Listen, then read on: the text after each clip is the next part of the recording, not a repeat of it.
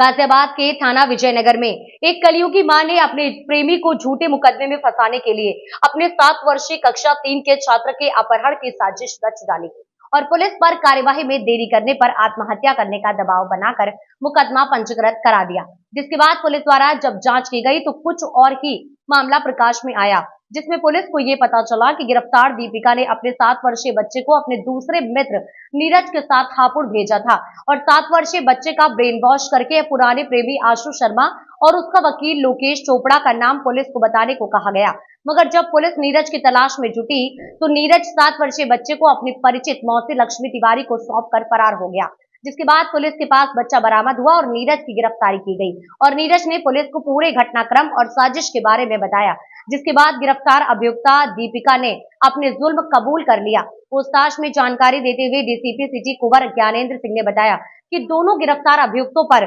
नीरज पर बुलंदशहर में 2 चोरी के मुकदमे और महिला अभियुक्ता पर थाना विजयनगर में 1 मुकदमा दर्ज है। नाबालिग के अपहरण का मामला सामने आया था। पुलिस द्वारा घटना का खुलासा किया गया है। चौंकाने वाला खुलासा पुलिस द्वारा किया गया है। कौन लोग हैं जो गिरफ्तार किए गए हैं, क्या कुछ घटनाक्रम को रहा है? एक फर्जी अपहरण का मुकदमा मां द्वारा अपने ही बेटे के खिलाफ अपने बेटे के अपहरण की एक फर्जी एफआईआर दर्ज कराई थी, जिसमें दीपिका पांडे नाम की महिला थी जो प्रताप बिहार में रहती है। इसने इसका विवाद आशु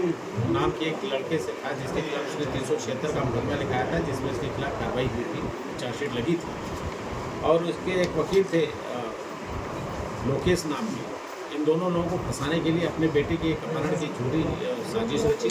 उसमें एक एफआईआर दर्ज करा कि हमारे बच्चे को स्कूल से आते समय किसी ने किडनैप कर लिया। पुलिस ने तत्काल इसमें एफआईआर दर्ज करके उस बच्चे की बरामदगी के लिए पूरी टीमों का गठन किया गया था और तत्काल इसमें पुलिस जब विवेचना में जुटी तो पता चला कि स्कूल से बच्चे को आया लेकर के आई थी, उसके घर छोड़ गई थी और इसने स्वयं अपने एक महिला मित्र है जो सब्बो है, उसके पास अपने बच्चे को भेज दिया था कि मैं बीमार हूँ, मुझे हॉस्पिटल जाना है, तुम मेरे बच्चे को संभालना। बाद में जब उस महिला मित्र ने इसे कहा कि अपने बच्चे को ले जाओ तो इसने अपने एक मित्र नीरज के माध्यम से उसको रिसीव करा लिया वहाँ से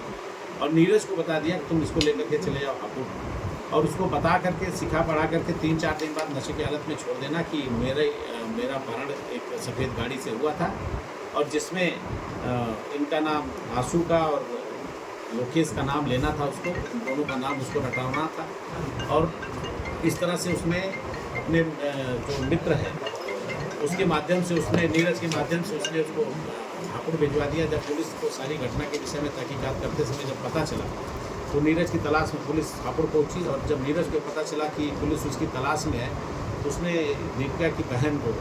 लक्ष्मी तिवारी है उसे संपर्क करके उनके बच्चे को लक्ष्मी के पास छोड़ दिया और